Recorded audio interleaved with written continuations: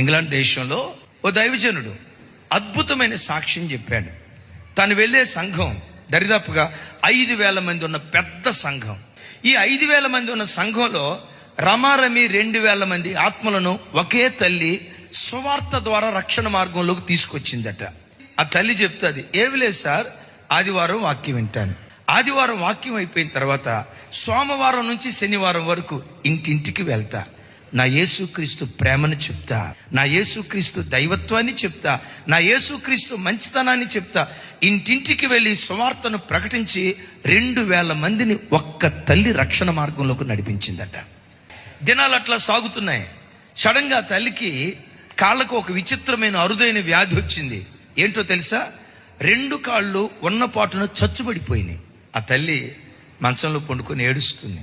నాకెందుకు ఈ రోగం ఇచ్చావయ్యా అని కాదు, అయ్యా నీ పని చేయని బ్రతుకు